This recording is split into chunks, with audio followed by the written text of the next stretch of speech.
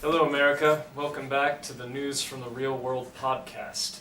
I'm Quinn, Atitra. Hi, I'm Eleanor. and today this is actually apropos of Halloween. It was Halloween last night. How's everybody feeling?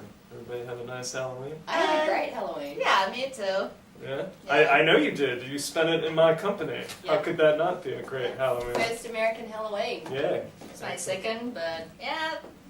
You dress up? No. Oh, I put on like a black lipstick on my lips, and then I went to Squirrel Hill Cafe with friend, had one drink, and then go home. Nice. And you That's dressed the up best I dressed up and ever. I had as all the Marianne black drink. Weems. It's not for public knowledge.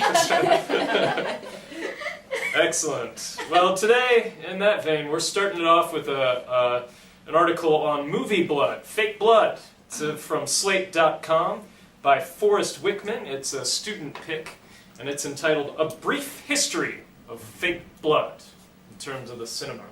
What'd you guys think? It's kind of a fun article. Super Yeah, fun. super fun. Fun, fluff, It's fluff like, piece. yes, from like pig blood to what? Syrup, chocolate syrup. Yeah. It Things. starts off talking about the Carrie remake. Mm. and talking about the various concoctions used to make the fake blood and the famous pig blood sequence towards the end of the film. Of course, it's the remake of the '76 Brian De Palma film. And apparently, the director Kimberly Pierce directed *Boys Don't Cry*. I don't know if you saw that movie. She ended up doing take after take after take after take. They couldn't get quite the right look. Yeah. And when she consulted Brian De Palma, he said, "Well, we only did one take." Mm. Yeah. Yes. But that makes sense. I mean, they're recreating such an iconic kind of image in cinematic history. That Sure. You gotta get it right. Absolutely. Yeah. It's interesting the evolution of fake blood because back before Technicolor and all films were in black and white, they just used chocolate sauce. Yes, that's hilarious. Because I knew that from the film Psycho. Like in the shower scene, you see it's actually chocolate sauce going into the drain, which is kind of funny when you think It's about very it. funny. Yeah. But I thought it was interesting how blood used to be such a kind of a potent symbol in cinema. Like And they it kind wouldn't of- allow it. Yeah, it was at like one point. immoral or dangerous, and Yeah. now it's like we're so desensitized to that. Completely. Yeah. And there's all variations of blood, when the Hammer films in the British Hammer films in the late 50s started, finally you could see blood in color on screen, and it was kind of orangey bright red, Yes. fire engine bright, and that didn't work so well. I liked that there's this Quentin Tarantino in his films talks about samurai blood. It's a specific kind of fake movie blood that he wanted for the Kill Bill movies. That Yeah. would look like a samurai film. Yeah. I've actually had I have a little experience with fake Oh. blood. I was in a zombie movie once, and the Tell us about concoction, that. and the concoction that they used had Caro syrup, liquid laundry detergent, and red food color. Yours truly got splattered in the face with that concoction. That's awesome. Yeah, and they actually Yeah. used like a turkey baster to make it look like I shot a guy in the head and backsplash. Sounds Yeah, good. very Sounds cool. pretty cool. Yeah. Yeah. Anything else, guys? Well, Alex Gracie writes, Okay. John Ward was teaching us. John Ward's Hi, that's a little John. shout out to you. He's one of the faculty members here at CMU. John Ward was teaching us about blood last year in props because he had to make it for R&J, and he was telling us about his recipes and how he had tried 3 different ones to get the look just right on stage because the lights and costumes and set can all affect the appearance of blood. So there's tons of ways to change it. That's true. Yeah, Fascinating. Yeah. very fascinating. Yeah. Excellent. Well, moving right along. To Hearing protection. This is the technical segment, so Yes, take it away, it teacher. is Dispelling Hearing Protection Myths. And it's a student pick from oceanline.com by Brad Witt. I hope it was Pitt, but it's Witt. Brad Witt. So, there are... I really like it. So there's kind of like myths about when the workers don't want to put the hearing protection Yeah, on. they kind of dispel all these excuses for not wearing Yes, hearing actually it's protection. not just the hearing protection, it's like almost everything, right? Yeah. Yeah, but this, we'll talk about this ear protection. So what they thought, You want to give a quick rundown of all Yeah. the excuses? well, what they thought is like, they don't want to wear it because like, they believe that they cause infections in the ear, Yeah. and you can hurt your eardrum if you put them in too far. But that's not physiologically It's not, possible. no way. Because of the length But they of believe the it, yeah. ear canal. And then they can hear. I can hear my coworkers when I wear them. Like when I wear it, I Sure. cannot tell you what are you talking about. Yeah, and Yeah. then I need to hear my machine noise and alarms. Right, in case something goes wrong. My ear have grown accustomed to the noise. I've heard that so many times, believe me. And if I lose my hearing, I can always get hearing aid.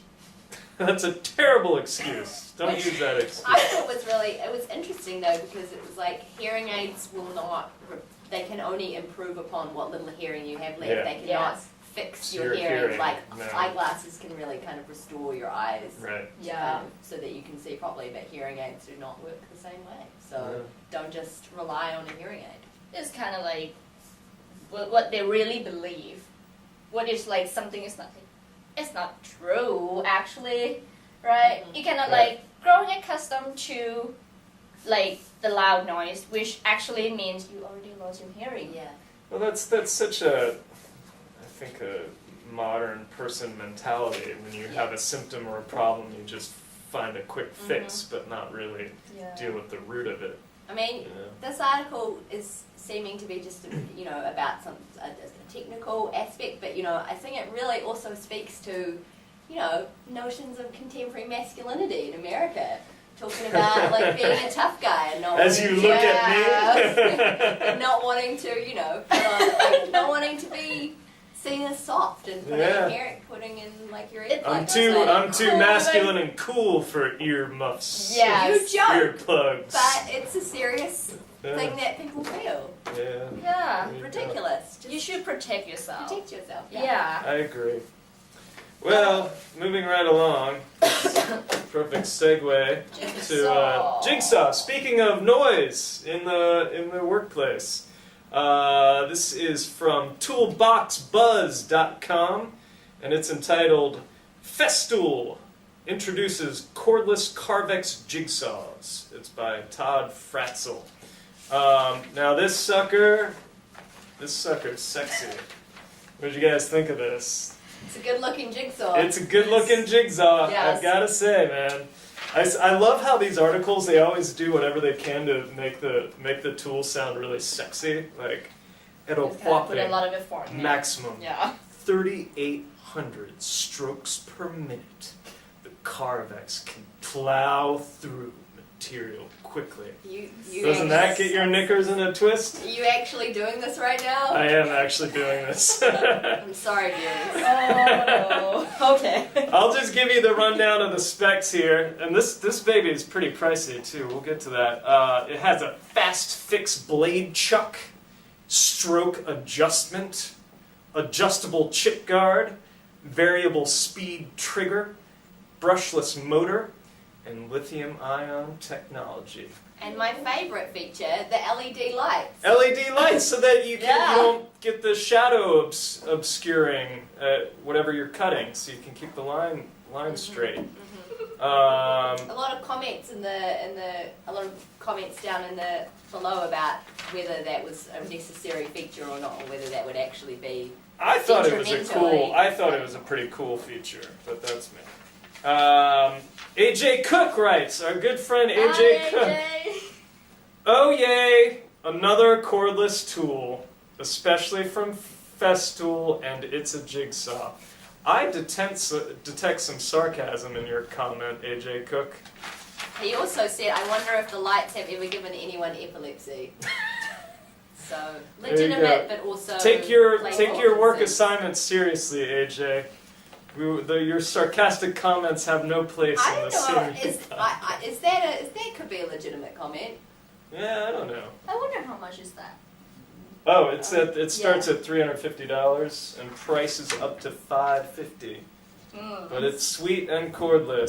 Sexy. Hopefully we'll see one on the shop floor at CMU We'll see. this Christmas. Somebody buy David Randolph a sweet, sweet cordless jigsaw. Okay. So I think that ends Yeah. things for the technical and masculine part of the podcast today. As you look at me. I'm not looking at you. We'll be back in a moment, folks. Stick around. Bye. Oh. Got one joke and it's like blue lady. I'm gonna be a terrible dad someday because I'm just